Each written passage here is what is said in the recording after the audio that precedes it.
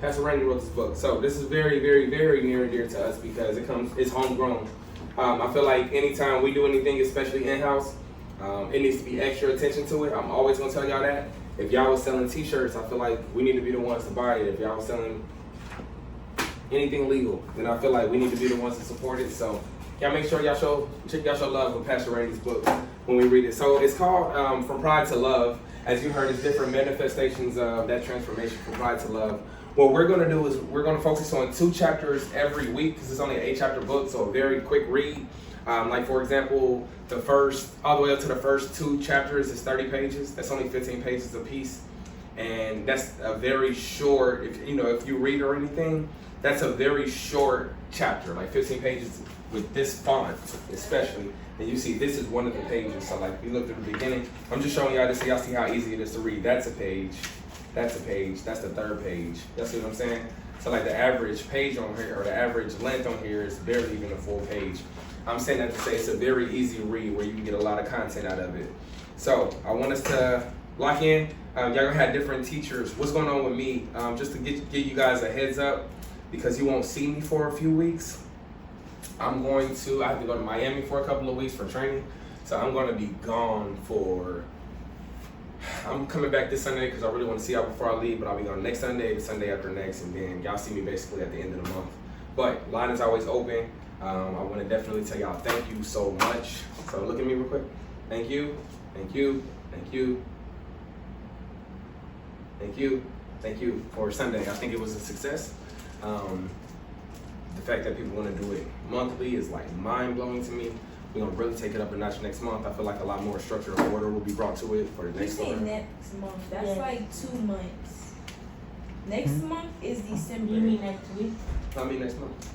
That's what you said it was in January. Oh, yeah, but then remember when we voted and everybody was saying they wanted to be. Who said anything about December? Baby, that's my birthday month. I don't know. I ain't saying nothing about What day your birthday? My birthday is December 6th. Oh, nice. We'll be here on the 8th. So, I have a little party for you. We'll do a cake and ice cream for you. On 8th. So Sunday is December 8th. Oh. You got? Who said I was gonna be at church? Well, you should come to church because we're gonna celebrate your birthday. So why wouldn't you come to your birthday party? Duh. Duh. Okay. So what we're gonna do is we're gonna kind of do a discussion. Y'all have to work with me. This is my first time teaching this, so we are going to have to work together to get this done. From pride. So we're gonna have to work together. So some of this stuff y'all might be reading or whatever. All right, chapter 1, pride's beginning. Identify attributes or manifestations of pride like arrogance or haughty eyes. So do you agree with Andrew Murray that pride made redemption necessary on page 11? So, all right. Andrew writes that pride made redemption necessary. The very thing Satan wanted, so y'all pay attention, y'all listen, so we write some of this stuff down. The very thing that Satan wanted most was to become like God, perhaps even greater, and thus his competition with God resulting to the fall from heaven. His pride made redemption necessary for us all. As sin was introduced through Adam and Eve, the following drama began to unfold. So, anybody familiar with this story when Satan wanted to be greater than God? Yeah, what happened? Kind of walk me through it a little bit, like what the version that you all know. What? So basically, like his gift, like you guys, like what the character gets, his gift, so like he started like using the music to like kind of like make the angels go against God, and then like he tried to go like against God, and then boom, God kicked them out of heaven. Beautiful. Like 7 angels, yeah. Yeah, beautiful. So like Zalia just now said, one of the things that Satan was trying to do was trying to exalt himself. He was trying to make himself greater than God, right? So can y'all agree that's a pride issue, or what do y'all think? Like, what kind of issue y'all think that is? Like pride. What else? What else comes with pride? Jealousy. Good. That was my first thought. Y'all think Satan or Lucifer was jealous of God? Okay. So let's kind of go down this rabbit hole. What comes with jealousy? Good. I was thinking anger. This is one word in particular I'm looking for. It starts with a C. Confusion. I love confusion. I think that's a really good one. These are really good C words. I was thinking comparison. Oh. No, but I love confusion. I love curiosity because when you think about jealousy, it probably started with curiosity. Like, dang, I wonder what it's like to be like that. Then you get confused, like, well, how come I ain't like that? Then you start comparing, like, well, what they got that I don't got. You see what I'm saying? It starts to kind of go down this rabbit hole if you don't control those thoughts. So we all have a disposition to desire gain. Some motives are pure and others not so much. We have to travel back in time to see the very first example of blame shifting. So in Genesis 3, the story of Adam and Eve with the forbidden fruit, what happened with the forbidden fruit between Adam and Eve?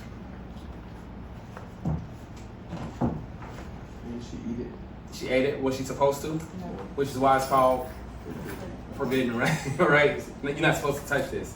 She ate the fruit, but more importantly than that, what happened next? They started blaming each other. Who blamed who first? Adam blamed Eve. Oh. Then Eve did what? Blame the serpent. Oh, I thought she blamed. I don't know. So it's basically. I know that story, but like, you kind of confusing me. I'm confusing you on the story. Bob, we talk about the story right now. Eve ate the fruit. The fruit was what? Forbidden. Then after Eve ate the fruit, who ate it next? Adam. All right. Then they got in trouble, and then Adam was like, "I mean, it ain't even my fault." But then what did he do? Blame Eve. And then Eve was like, "It ain't even my fault." And then what she do?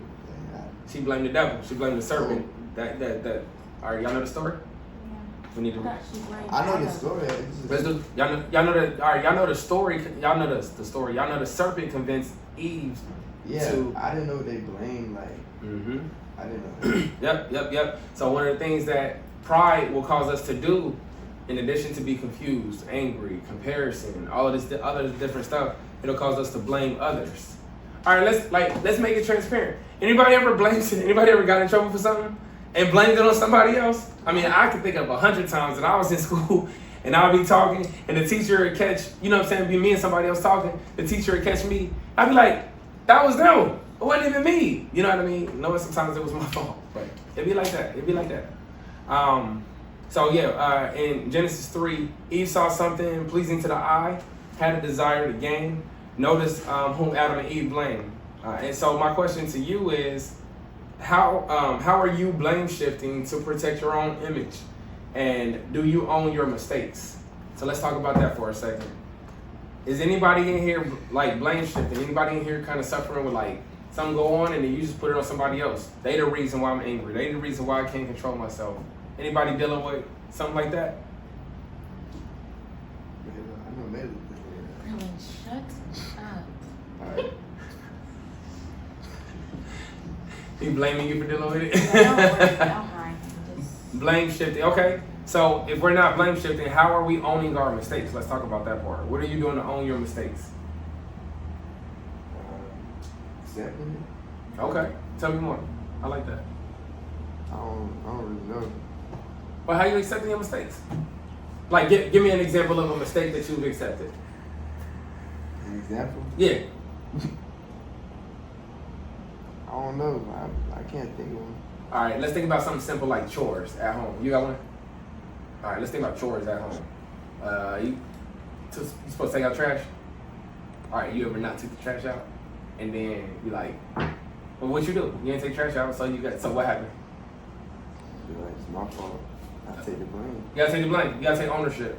All right, that's a small scale example. Anybody else have another example? Anybody instigate? Anybody an instigator in here? I instigate everything. You an instigator? Okay. I instigate everything. Yeah. So tell me about it.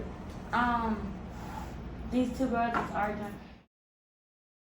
Well, let's talk about. Let's keep going in this book. Y'all crazy. Y'all hilarious. All right. So, did you feel bad about instigating the situation on the real? Not really. You feel like this is a good example by doing that? Yeah. What's up? Because the one, she just kept talking about her, and that's my friend. They've been arguing forever. Yeah, they've been arguing for the longest. So now both of us suspended? No, they was out of school. Oh yeah, it was outside their apartment. Okay. Well, I mean, I don't know. See, this is why I be having Like talk about blaming. This is why I be like, Pastor Jarvis, I don't know why you made me over the youth leaders. I want to see the fight too. But no. But on the real though, as an example, as a kingdom example, could we have a different perspective about our influence? Yeah. Could you have been a peacemaker? Yeah. I could. So, are you owning that you didn't handle that with the best influence that you could have handled it? Yeah. Would you do it differently in the future? Yeah. I probably have them talk it out. Or Before fight. are you just saying this because? No, because that's how I Would handle would. it? Yeah. No, I think that's important. And when you think about like the damage that it caused, pride, like somebody lost, or even if they didn't lose, somebody got hit and it was embarrassing. You know what I'm saying? That's usually what happens in fights. Who knows what type of insecurities or confusion comes from this? They have to fight, so guess what they're doing to each other? They're comparing themselves. It was a tie. No, it wasn't because I did this or I did that. Or, well, she did this. Well, I did. You see what I'm saying? So everything that we're talking about comes right back into it. They fought because of pride. And it could have been, with your influence, they could have been like, well, somebody said we got to fight, so now, now we have to fight. Like now my pride won't let me just talk it out like I would have done if I had it my way. You see what I'm saying? So we snowball effect into these kind of things. These are great real life examples. Even with the trash can, it's like, man, I'm tired, bro. Like, humility says, well, like, I know you're tired, but you gotta take the trash out. It's like, no, I'm not about to do it right now. Then you fall asleep. You know you got a plan, I'm gonna take it out in 10 minutes. You fall asleep. 2 hours later. Now somebody throw a little paper towel in there, the trash can full. Now it's a big deal. It's like, why is that gotta be a big deal? It ain't even that full. Cause I know you think like I thought when I forgot to take trash. It ain't even that much trash over. Like you put the little, you pull the strings and it's already, it covered the whole thing. It ain't like it was spilling over. But it's like, well, that's your pride. You know what I'm saying? Because you're supposed to do this 2 hours ago. So these are little examples, but as we start to go through life, these little examples start to get bigger and bigger and bigger. And pride turns into murder, right? Pride turns into divorce. Pride turns into having children out of wedlock. Pride turns into all of these different things because you think that you can handle the weight of pride. But pride comes before the fall, is what the Bible says. So before you fall on your face, you be puffed up, thinking you got everything together. Prideful. And then right at y'all ever like blown up and it popped? But when you blowing the balloon up, don't you kind of be like this balloon big? You know what I'm saying? And then what happened? Pow! It make all that noise. It draws all that attention. It create all this confusion and scared. People jumping and twitching and don't know what's going on. Thinking you're getting shot at. You know what I'm saying? Pride comes before the fall. Those were really good examples. I appreciate y'all for being transparent. Somebody got the Bible app on their phone? Y'all gotta download the Bible app. Ain't no reason to download the Bible app on your phone. Stop throwing stuff. All right, Luke 18, 9 through 14. We have a Bible in here. So this is the parable of the Pharisee and the tax collector. Read verse number 9. And listen, you ain't here every week. You're gonna have to eventually start talking. This is a great start. No, here. Step outside your shell. Also, what? Come on, next word. Also. Come on, this is about as small of a class we gonna get. Gotta come up out that shell. But stop saying my name. I already prayed. I asked a question. Come on, we got this. You do this. Come on, look. You saying no? That's this word is small as no. Also who?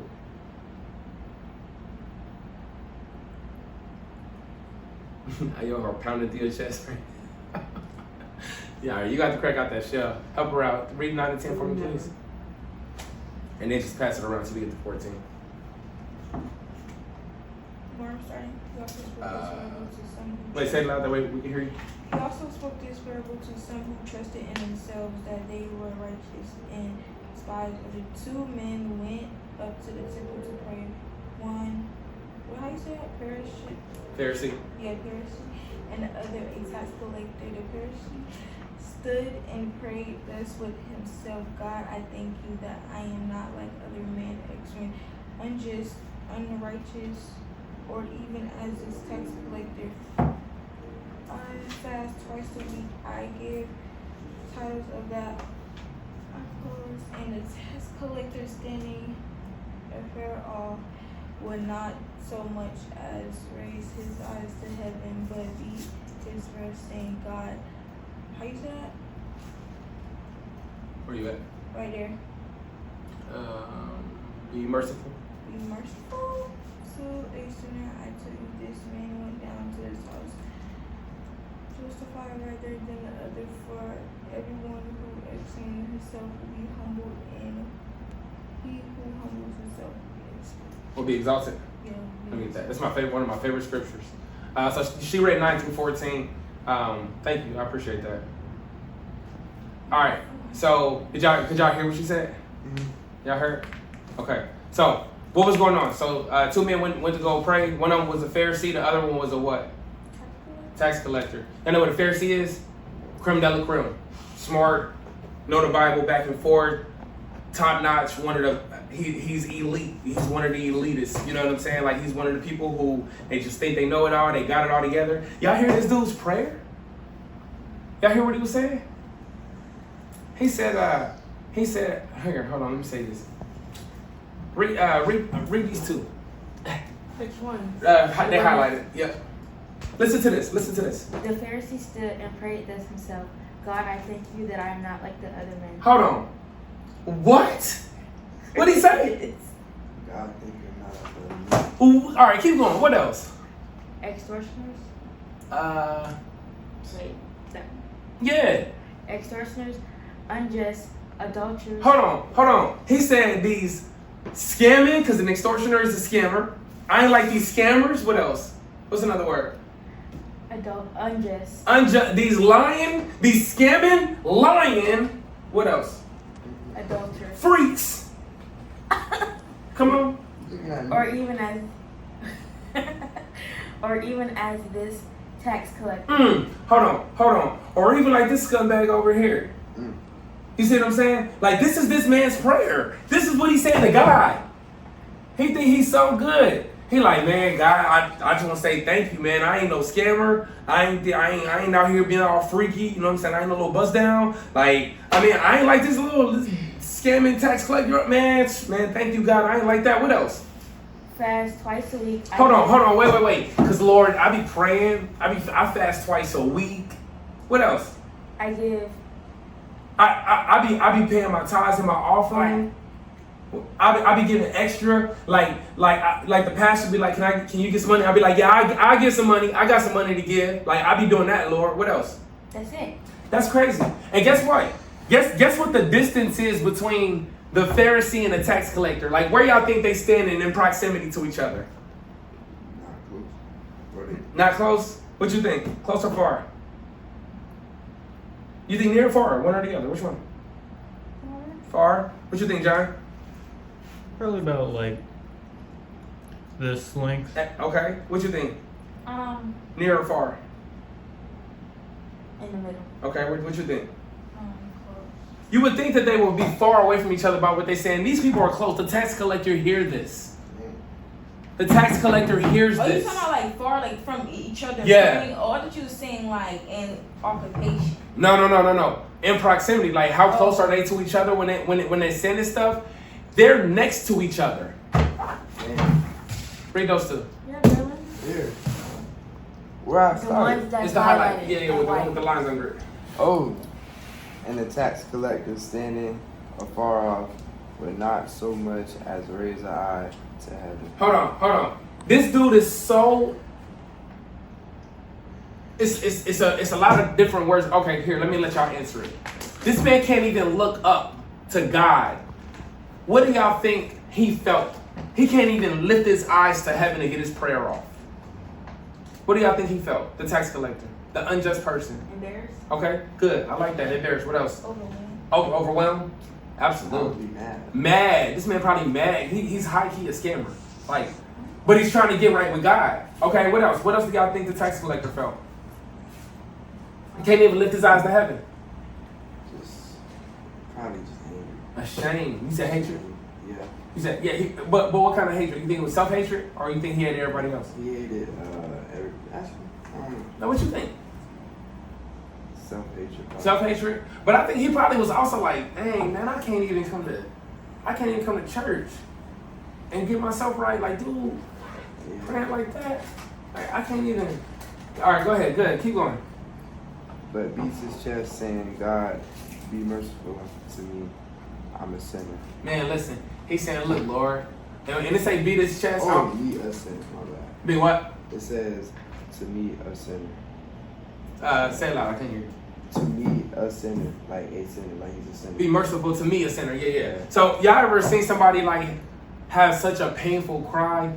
Like they don't even make noise when they cry. It just be like they can't even get a sound out. They so broken. Mela did that before. I'm sure. Right. I'm so serious. She has. I've done it before too, man. So this man he's that broken. You know what I'm saying? He can't even really get the sound out. Like his tears probably weren't even coming down fully. He's so just overwhelmed and embarrassed. It said it was beating his chest, man. Oh my goodness! I think of them days and nights that I had to cry like that. And that's no joke, man. That's some real pain that he's feeling. All right, keep going. I tell you, this man went down to his house justified rather than other. For everyone who exclaim himself will be humbled, and who humbled himself will be Exalted. Yeah, exalted. What color are those letters? Red. What that mean? Who's talking? The dude that's praying. Jesus. Anytime y'all see letters in red, it means Jesus is Or talking. highlighted. Oh, So Jesus is telling Or this like story. highlighted in the Bible. It depends on what version of the Bible. Some people Right, have different right. highlights. So the white one is like back to the writer of. Oh, you slide it back this way or pass it back down. Whatever. Appreciate it. So here it is. Excuse me. In 14, I tell you, this man. Jesus is saying this. This is what Jesus said. This man went down to his house justified rather than the other. For everyone who exalts himself, if you elevate yourself, if you raise yourself up, then hold on. Justified for everyone who exalts himself will be humbled. So if you try to elevate yourself and make yourself bigger, God gonna humble you. So the man can get home. The man gonna get humbled, whether it happened on earth or it happened in the afterlife. That Pharisee gonna have to pay for what he said. But if you humble yourself, then God, he will elevate you. He'll exalt you. And again, same thing, whether that happens on earth or that happened in heaven. God is going to promote. This is why, when I want to say this to y'all, there's a difference between humility and modesty. Humility is godly. That's what you're supposed to be, a humble person. The Bible says God loves a broken spirit and a contrite heart. Like God exalts, he elevates the humble. One of my best attributes is that I'm humble, right? For real. I love humility. Like it's been so many times when God went off on me. And I'm not saying I was a walkover or nothing like that, but I chose to exercise humility instead of getting revenge. You understand what I'm saying? I chose to be a person who prayed for somebody versus get revenge. So God exalts the humble. And God has always shown himself faithful in that area of my life. He always elevates me because one thing I do is I'm going to give the glory right back up to God. Like, I come up, I be like, God brought me up here. You know what I'm saying? And then I bring the people up in godliness to the best of my ability as I continue to elevate. So I love that story. That's actually my favorite scripture in the Bible, that God exalts the humble. Okay, so let's jump over to the book. So page 14, we're on page 14. Okay, so Malta Man writes that we need to accept one another as Christ has accepted you. Romans 15 and 7. John, I'm about to have you read Romans 15 and 7. So Braylon, do me a favor and hold that phone and point it at John, please. It's something useful.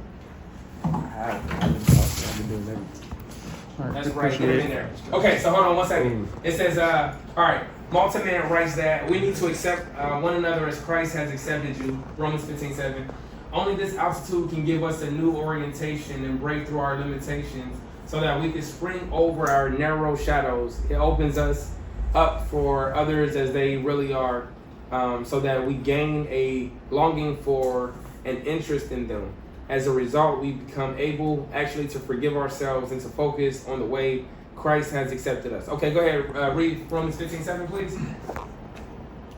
Therefore receive one another just as Christ also received us. The glory of God, to the glory of God. Okay, so we are to do what?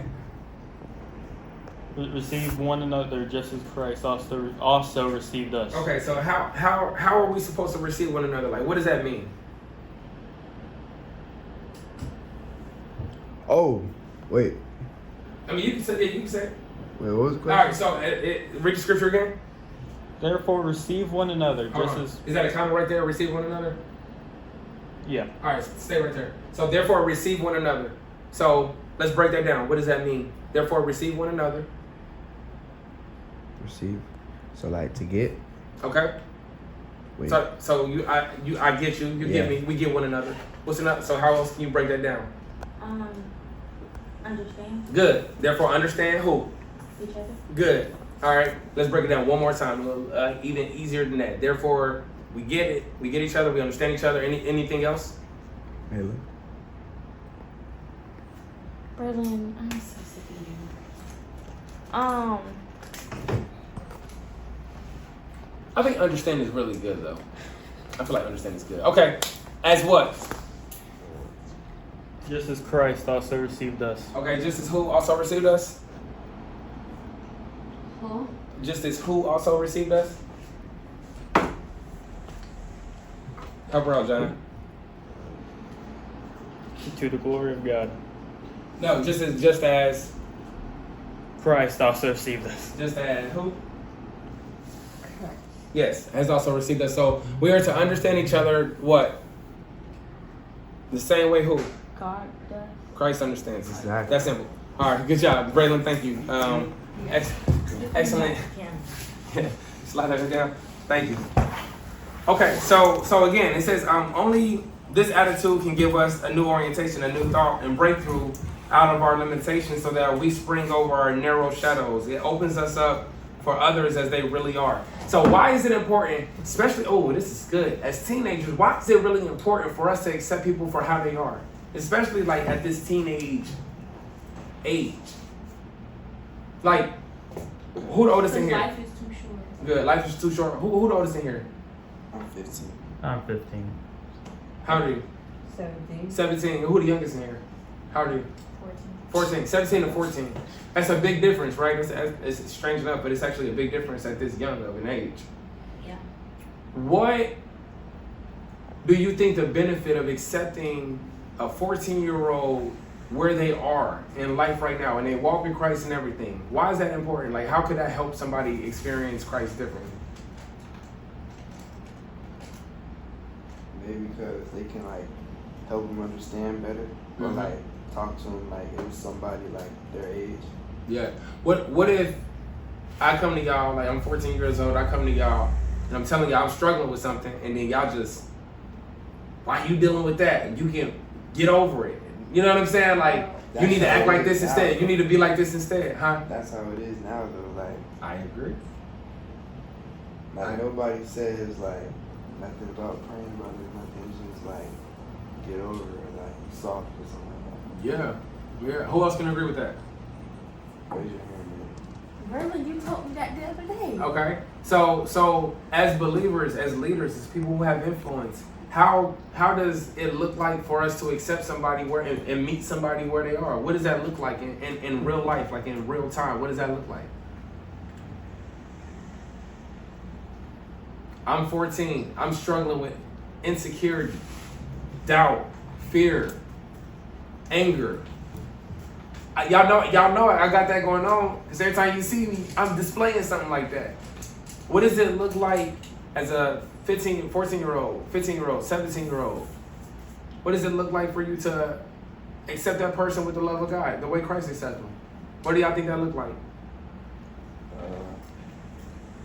Maybe praying with them or praying for them about it. Okay. Anything else? Do you just walk up and just start praying for them, or like what happened first? No, you ask them, like you ask them what's going on. So maybe a conversation. Hey, I noticed that you seem to be upset a lot lately. Hey man, you want to talk about it? You know what I mean? I ain't saying I'm a therapist or nothing like that, but I can at least hear you out. Man, yeah, this was going on, blah blah blah blah blah, whatever is going on. You know, y'all know it's a lot of different stuff going on in life. A lot of stuff going on. Okay, cool, man. Well, listen.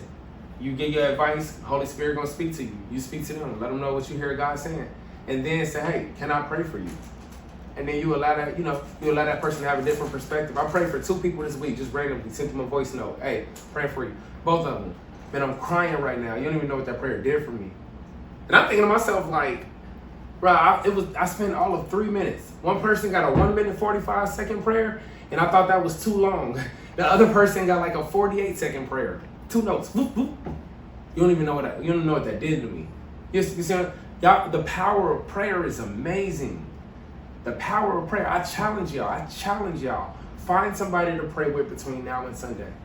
Find somebody to pray with. Hey, even if they good, man, you always smiling. I love that you always smiling. Can I just pray for you since you always smiling? Like, I don't know if you hiding behind your smile. I don't know if you just genuinely happy. But whatever it is, I want to pray that you keep your smile and that God add joy to your life to go on top of it. Bro, you know what that'll do for somebody? 14, 15, 16, 17? Man, that's life-changing stuff right there. Okay, good. Let's keep going.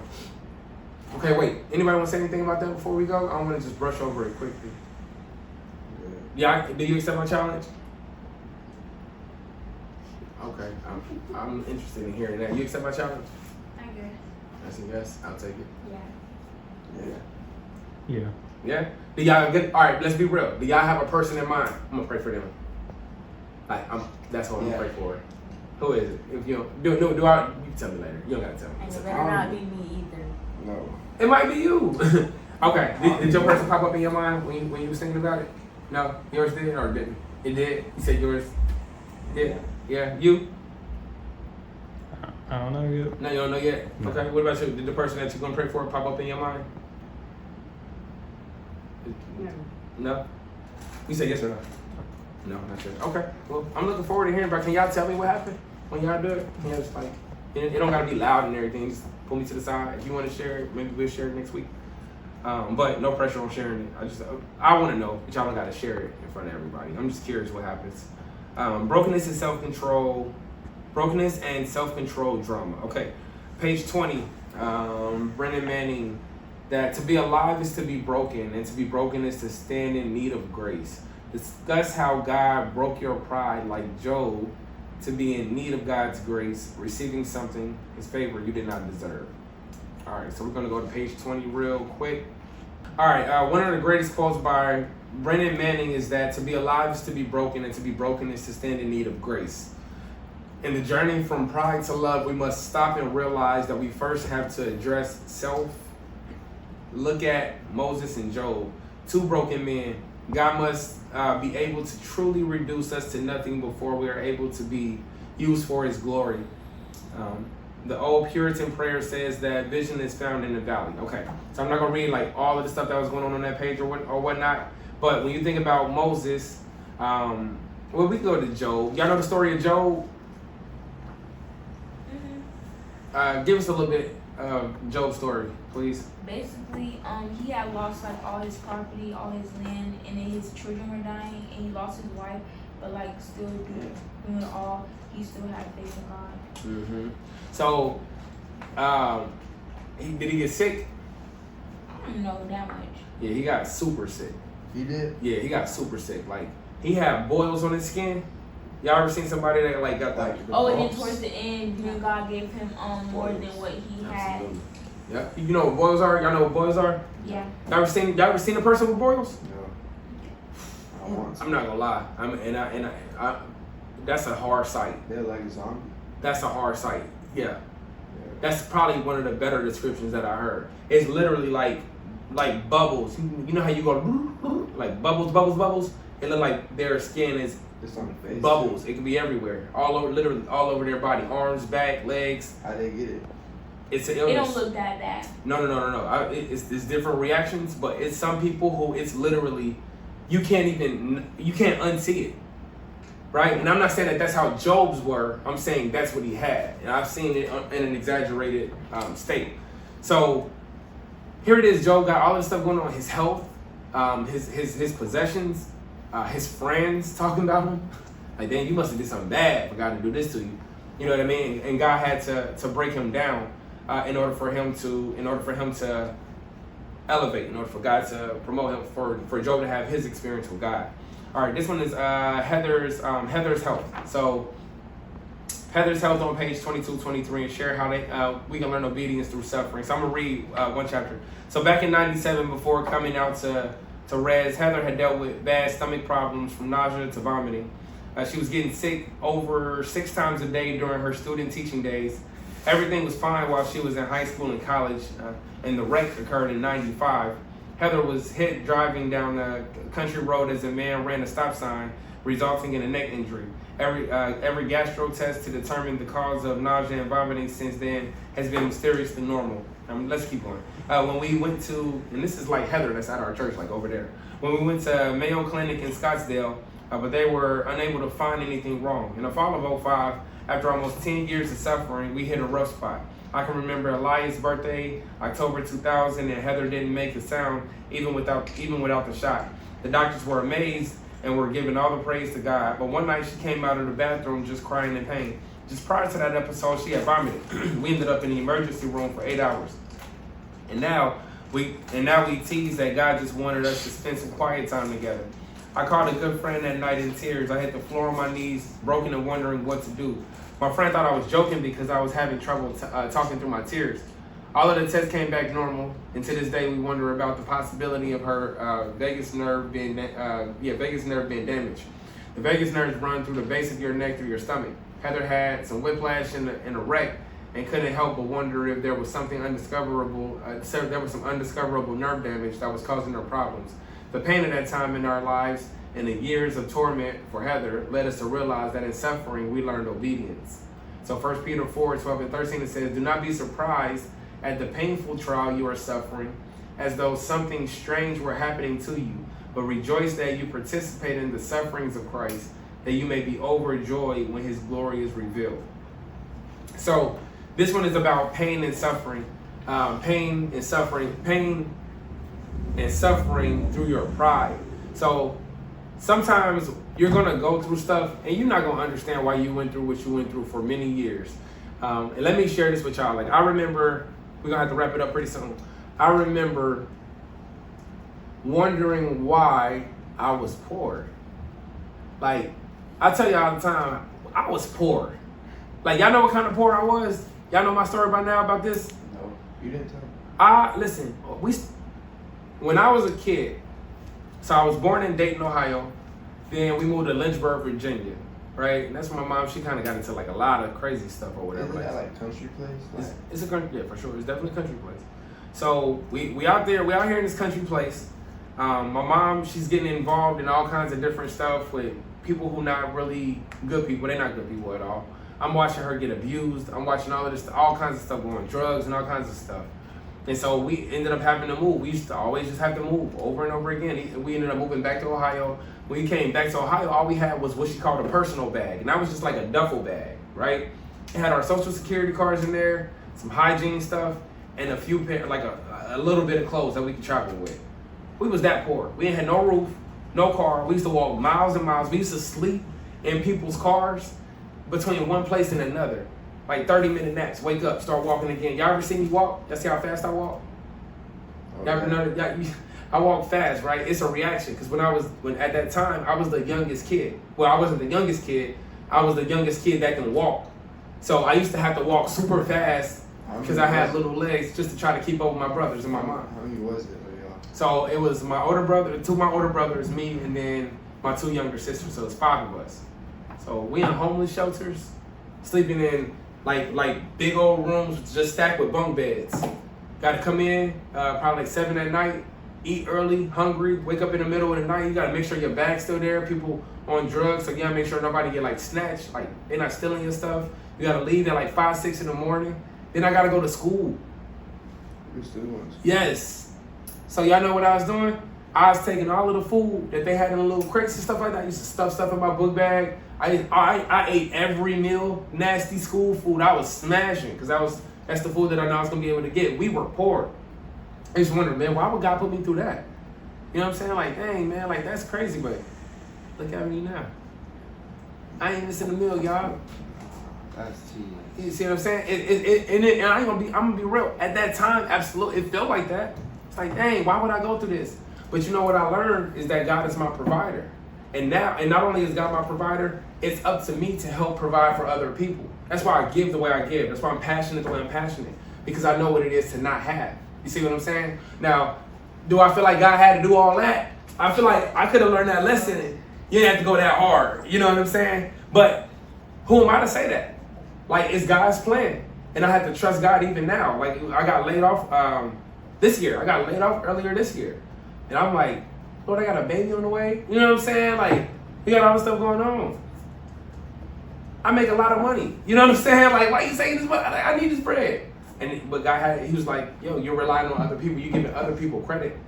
You're not supposed to be giving them credit. Like, this, you put this work in. Nobody else. So it was attached to other people and other people who wanted to have claims on me. God was like, nah, that's not how that works. So he took that job away, got another job. I'm back up. You see what I'm saying? God is the provider. You see what I'm saying? It's not up to me. It's not up to my job. It's not up to man. It's not up to my spouse. It's not up to my kids. It's not up to none of that stuff. God is a provider. And when we start to take our eyes away from God as a provider, then we start to get prideful.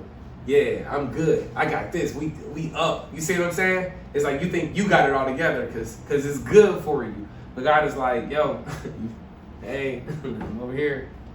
Hey, I would like a little bit of praise for this. I would like a lot of praise for this. And so sometimes God has to humble us through pain. I think that's the story for that passage.